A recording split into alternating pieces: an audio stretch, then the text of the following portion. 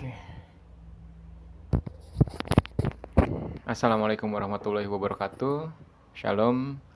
Selamat pagi rekan-rekan mahasiswa sekalian atau kalau kalian menyaksikan ini siang atau malam hari, so selamat siang dan selamat malam. Mohon maaf apabila pertemuan pertama mata kuliah English for Specific Purpose dilaksanakan melalui daring. Karena saya sedang berada dalam posisi cuti, jadi tidak bisa hadir di ruang kelas di hadapan rekan-rekan mahasiswa sekalian. So let's start the study. For the very first time, I think we need to understand and know about the purpose of this study.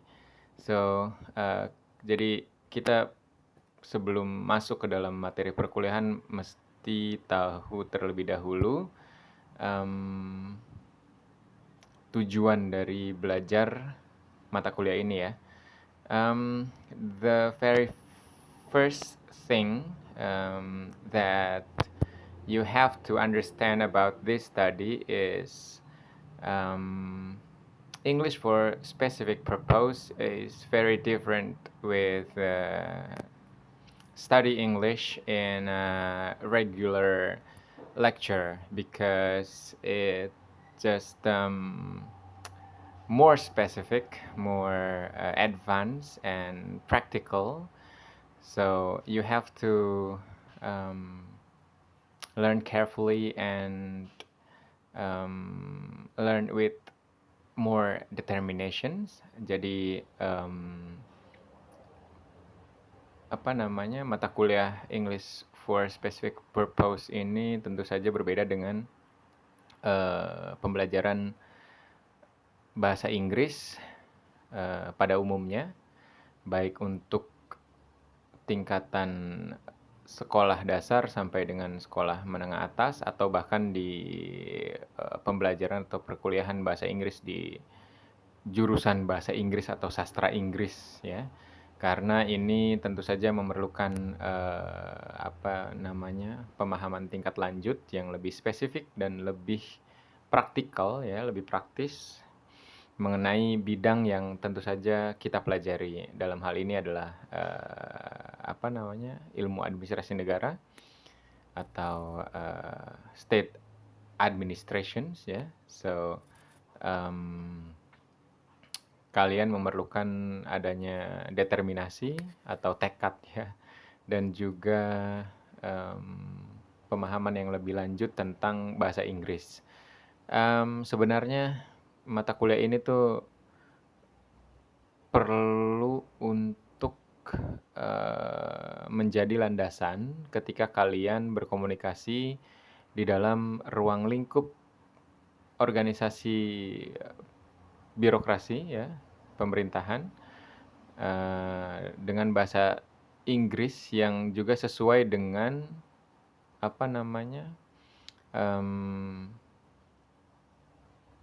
terminologinya itu harus sesuai dengan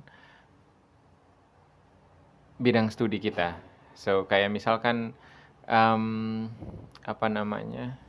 impeachment, kemudian good governance, good government, clean government, green government, or something like that. Jadi terminologi yang digunakan dalam mata kuliah ini tentu saja akan mengarah pada bidang studi yang kita pelajari, yaitu ilmu administrasi negara. Kayak tadi misalkan impeachment, hal-hal kayak gitulah, hal-hal yang berkaitan dengan hiruk pikuk kegiatan pemerintahan ya, karena state administrations ini secara spesifik kan hanya ada 3 fokus kajian, yakni public policy atau kebijakan publik, kemudian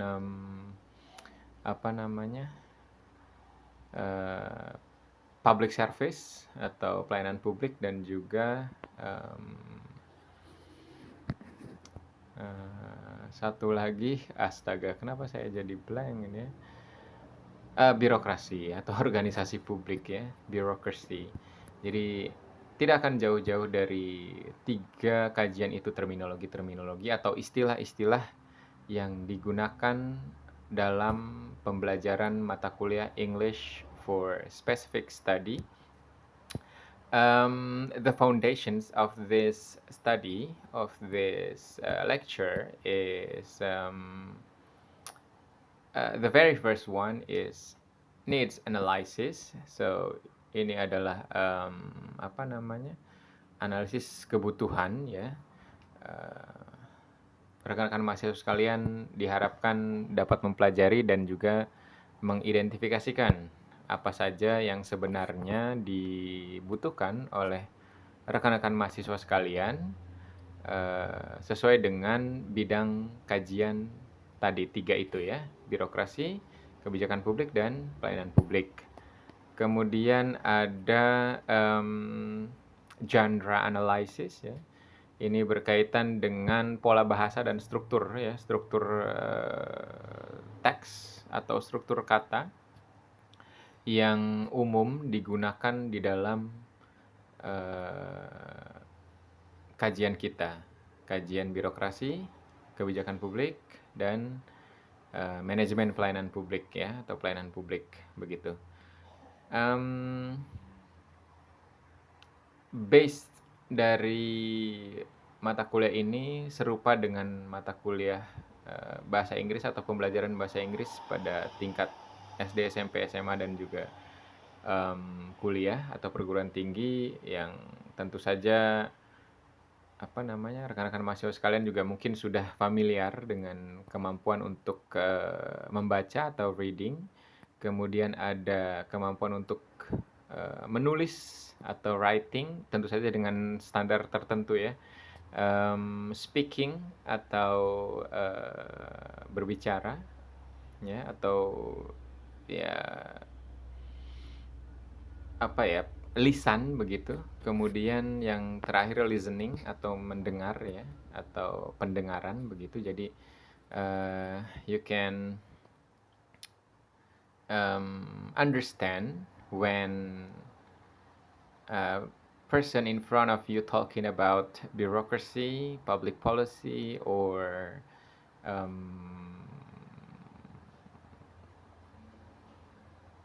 public service ya. You have to listen carefully, you have to speak in properly, you have to writing properly, and you have to reading carefully. Jadi mendengarkan secara baik, berbicara secara proper, menulis juga secara proper. Proper itu artinya baik dan benar ya, atau harus sesuai standar, tapi juga ya tata bahasanya tuh baik gitu kan. Reading juga secara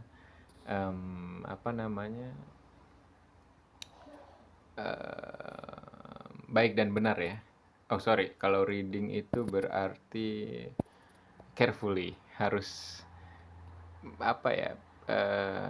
detail gitu, harus berhati-hati. Karena ketika kita hendak mendapatkan informasi, when we try to find some information from others, from the information source or from the informant or something like that, you have to get an information with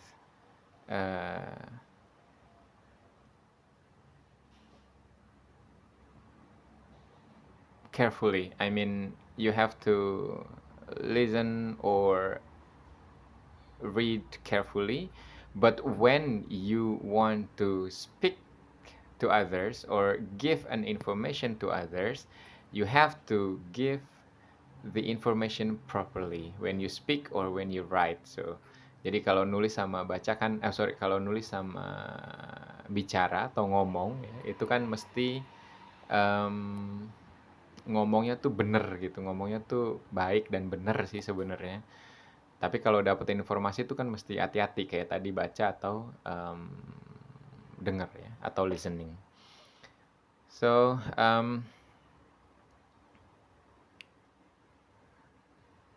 the main purpose of this study, the English for specific purpose, yang pertama orientasi atau tujuannya itu supaya kalian mampu menulis karya ilmiah dengan menggunakan bahasa Inggris ya, dan harus spesifik, mampu menerjemahkan, kemudian mengelaborasi dan menyajikan bahasa yang memang disediakan untuk 3 kajian bidang keilmuan kita.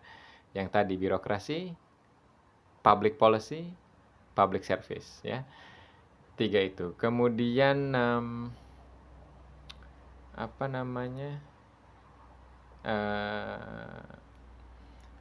kalian juga diharapkan mampu untuk mengejawantahkan atau menginterpretasikan bahan atau sumber bacaan dari karya tulis ilmiah, baik itu artikel atau buku atau mungkin berita dari platform YouTube or news channel or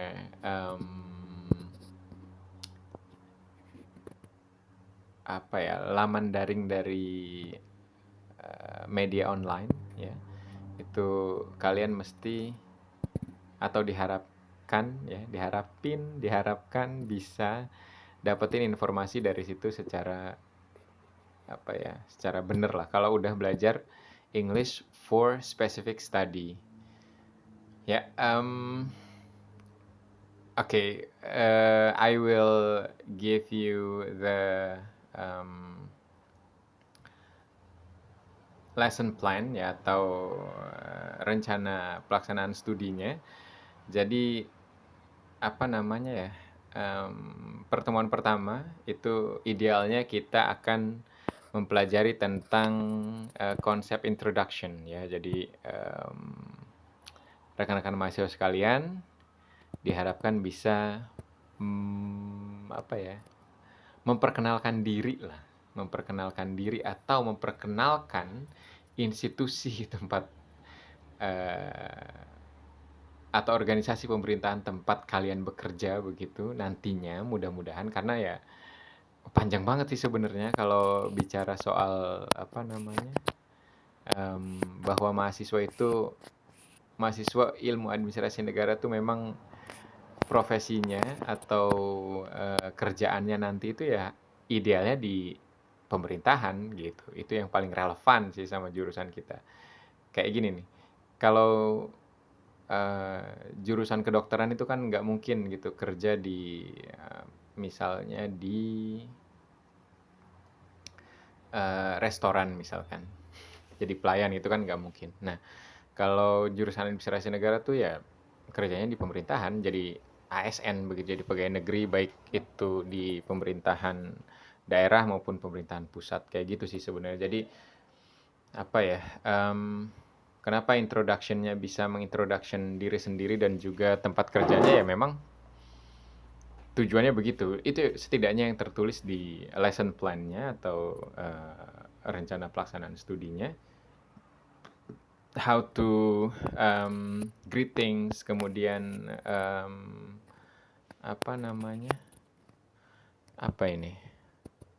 lift taking ya, itu juga mesti bisa memperkenalkan diri, sapa salam, greetings tadi, kemudian self introduction. I don't understand about the lesson plans, but kayaknya self introduction ini berkaitan dengan perkenalan diri yang lebih personal begitu ya.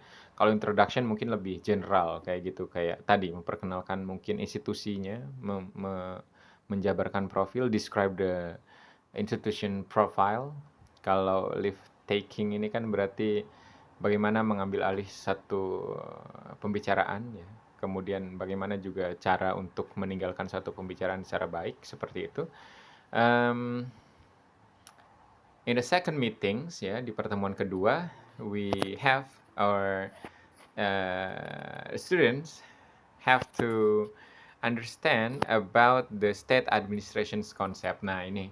Jadi setelah bisa memperkenalkan diri dengan bahasa Inggris, konsepsi administrasi negara atau konsep dari state administration itu juga harus banyak dipahami oleh mahasiswa, harus mampu dipahami oleh mahasiswa bahwa what is the public administration, what is the state administration, what the difference between the two of that gitu, two concept of the public administration or state administrations, and the principle of the public administrations, ya prinsipnya apa saja begitu, apa namanya,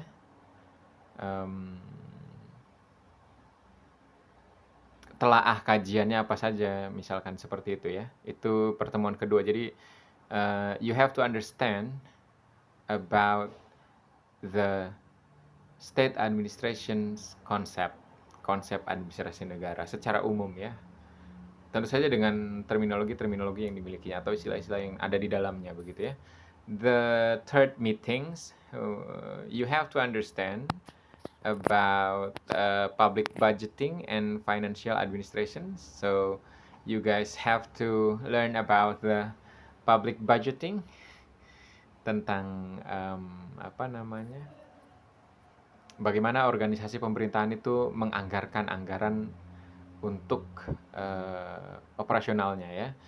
Public budgeting itu kalau di pemerintah pusat namanya APBN atau Anggaran Pendapatan Belanja Negara, kemudian untuk pemerintah daerah itu ada APBD atau Anggaran Pendapatan dan Belanja Daerah, dan untuk kampung atau desa itu APBDes atau APBKAM. Ya, atau Anggaran Pendapatan Belanja Kampung kalau KAM, kalau DES berarti desa begitu ya. Itu contohnya ya, contoh untuk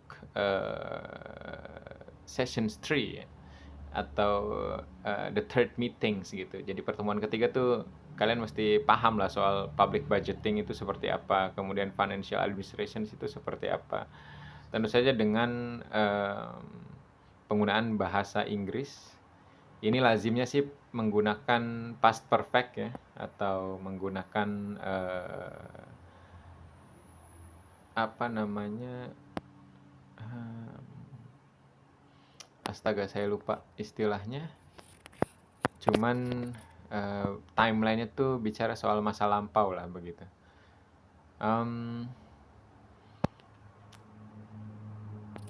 In a fourth meetings, the students have to understand about bureaucracy concept. So lagi-lagi sebenarnya ini bicara soal ilmu pemerintahan atau ilmu administrasi negara ya, dan konsep birokrasi juga harus kalian kuasai dalam tanda petik, atau apa ya, nggak dalam tanda petik sih sebenarnya, tapi di bold begitu ya, atau ditebalkan begitu tentang birokrasi menggunakan bahasa Inggrisnya ini loh yang di bold gitu kan. Jadi kalian mesti bisa memahami birokrasi dalam literatur yang berbahasa Inggris sebenarnya. Simpelnya sih kayak gitu. The fifth meetings, you have to understand about non-profit organizations with language focus, active or passive voice. Jadi kalian harus bisa memahami tentang NGO ya, atau apapun itu tentang non-profit organizations ya. Ini organisasi masyarakat sih sebenarnya, yang katanya non-profit ya katanya. Saya agak kurang bebas sebenarnya kalau bicara tentang ilmu administrasi negara, tapi mata kuliahnya tuh nggak administrasi negara gitu kayak yang sekarang lah, English for Specific Purpose. Ya begitulah pokoknya. I hope you understand about my conditions gitu. Mudah-mudahan kalian bisa paham lah maklum begitu kenapa saya kurang bebas kalau di kelas yang memang spesifik ngomongin soal kebijakan atau birokrasi atau apa namanya pelayanan publik ya kita bisa bicara panjang lebar soal itu tapi kita dibatasi oleh apa ketentuan di dalam lesson plans-nya atau apa namanya rencana pelaksanaan studi. Astaga susah banget ngomong rencana pelaksanaan studi. The sixth meetings, we have to learn about the history of public service and civil service in Great Britain. So you have to learn history, yeah, from Britain history. Jadi kita nanti akan belajar tentang bagaimana public service dan civil service di Inggris ya. Nggak Inggris sih sebenarnya, UK atau United Kingdom karena Great Britain gitu kan. Kalau Great Britain itu kan berarti terdiri dari 4 negara sebenarnya. Ada Scotland, kemudian ada England, kemudian ada Ireland dengan satu lagi Wales ya. Skotlandia, Inggris, apa tadi saya sebut apa? Irlandia Utara sih sebenarnya bukan Irlandia ya. North Ireland dengan Wales ya, atau Wales ya. Wales, something like that. The seventh meetings ya. You will learn with me of course about non-governmental organization with language focus conditionals. Nah, jadi tadi kan udah bicara juga soal non-government organizations ya. Oh sorry, tadi non-profit organization ini non-government organizations. Jadi organisasi yang bukan organisasi pemerintahan. Contohnya apa? Contohnya adalah korporasi. Korporasi itu apa? Korporasi itu adalah PT Indomaret misalkan, atau PT apa Lion Air, atau PT apa di Merauke itu apa Bioka atau apakah begitu ya. Kalian tahu lah saya pakai celana pendek sekarang, jadi sorry kalau misalkan terangkat kemudian kelihatan lututnya ya. Sorry banget. Jadi itu 7 pertemuan pertama tentu saja in the middle of the lecture we have to face the test ya. The test middle exam. Jadi di tengah-tengah nanti kalian akan melakukan UTS, intinya sih begitu, tes ya, UTS middle exam atau mid semester begitu. Ya itu rutin lah ya. Mudah-mudahan ada mekanisme lain yang bisa menggantikan hal itu. Di pertemuan ke-9 ya, atau the ninth meeting, you have to understand, the students have to understand about constitution concept ya, memahami tentang konsep konstitusi. In English of course. Nah ini di Indonesia, Constitution and the Constitution of the Republic Indonesia. Jadi konstitusi secara umum dengan konstitusi yang ada di Indonesia. Nanti kita belajar bersama-sama ya. Ya intinya saya kurang bebas sebenarnya ngomong kayak gini ya. Sorry banget. The 10th meetings, we have to learn about the administrative law.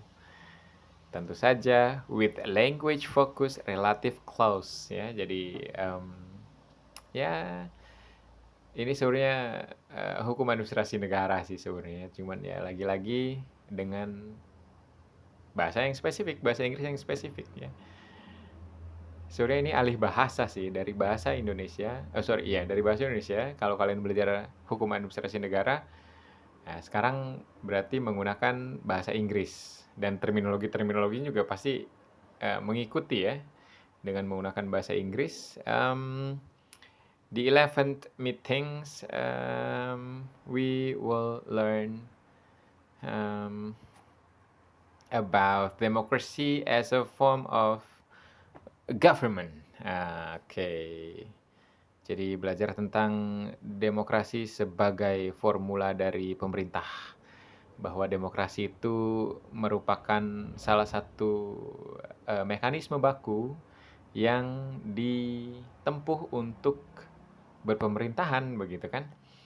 Um, you will learn about origin of democracy as a form of governance. Jadi origin story-nya gitu, awal mula dari kok bisa gitu kan demokrasi itu jadi salah satu mekanisme untuk pemerintah ya, untuk berpemerintahan begitu. The 12th meetings we have to understand about public policy concept with language focus di infinitive ya. Iya, sebenarnya enak banget kalau ngomongin public policy in Indonesia, enak banget kalau ngomongin kebijakan publik pakai bahasa Indonesia. But we have to using English when we learn about public policy in this study. Okay. Karena ini direkam, saya juga kurang bebas juga ngomongnya. Karena ya akan dengan mudah tersebar luas sih video semacam ini ya. Apalagi kalau ada yang julid-julid. Makanya saya dari tadi tahan-tahan bahasa ini ya, sorry. The 13th meetings we will learn about level of governance, the hierarchy of governance.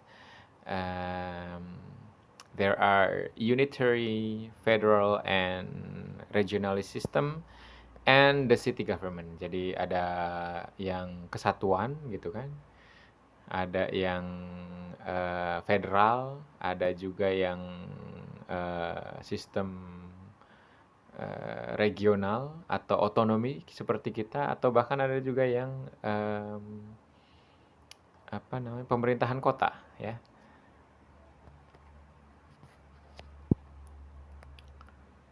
The 14th meetings we have to understand, or students have to understand about the European Union melalui focus reported speech. Nah, nanti we will learn about everything, or we have to learn about European Union. Uni Eropa tuh kayak gimana sih sebenarnya? Kenapa sih ada Uni Eropa gitu? Nanti kita belajar soal itu. Apa saja negara-negara yang tergabung dalam Uni Eropa, kemudian kapan dibentuknya Uni Eropa, siapa penggagasnya atau negara apa penggagasnya, kenapa sampai dibentuk Uni Eropa, kayak gitu-gitu ya. The 15th meetings we have to understand about English concept in a state administration domain ya. Jadi kita akan belajar tentang konsep bahasa Inggris yang digunakan dalam koridor administrasi publik atau administrasi negara. Susah banget. Jadi nanti kenapa sih perlu memahami konsepsi bahasa Inggris dalam administrasi negara? Kenapa kita harus belajar bahasa Inggrisnya gitu? Kenapa nggak bahasa Indonesia aja gitu? Ya nanti di pertemuan ke-15. Sebenarnya sih sambil berjalan bisa aja sih, dari pertemuan pertama diselip-selipkan sampai ke pertemuan berikutnya. Kita lebih fleksibel ya. We can take the benefit from the incapability of mind gitu. Jadi karena dosen Anda kurang capable sebenarnya buat mengajar ini, ya especially me gitu kan, ya, khususnya saya sendiri yang memang tidak capable, sebenarnya cuma dikasih apa sih sebenarnya, tapi ya sudahlah, saya terima nasib saja. dan memang sudah tugasnya begitu.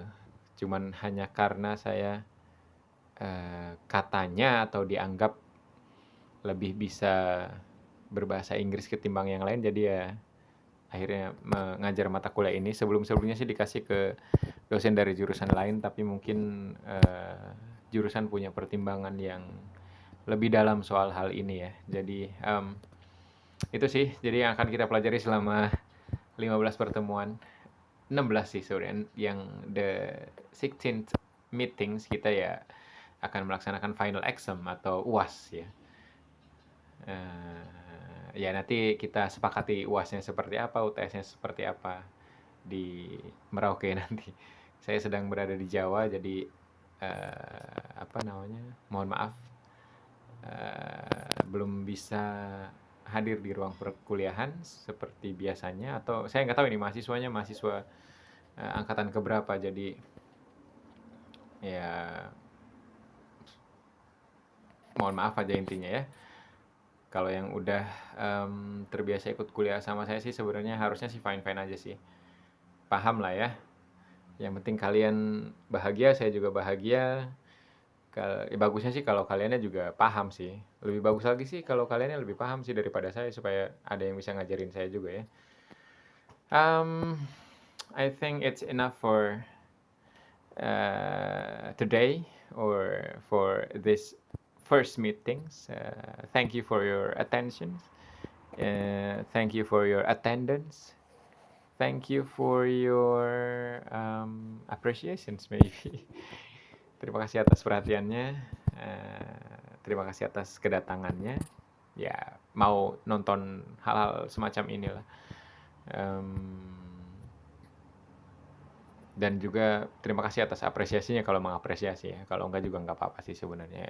Sudah menjadi bagian dari duty, tugas seorang dosen, dan saya kebetulan jadi dosen di Universitas Musamus. So this is my duty, this is my assignment. I have to finish my job.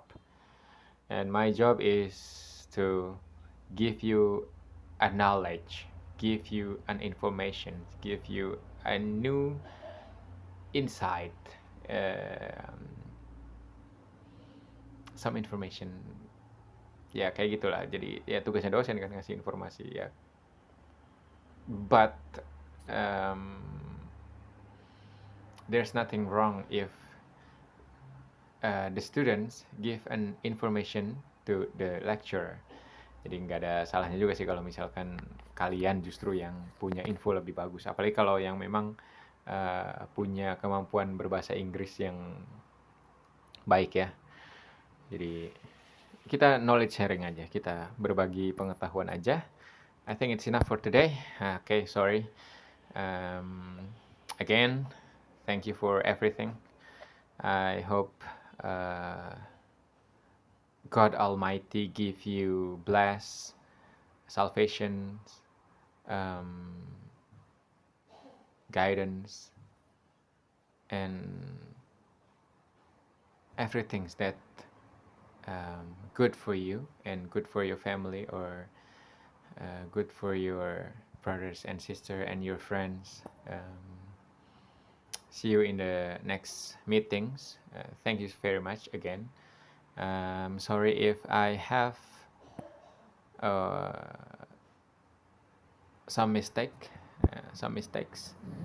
If I did some failure, and I have to apologize to you guys that I can't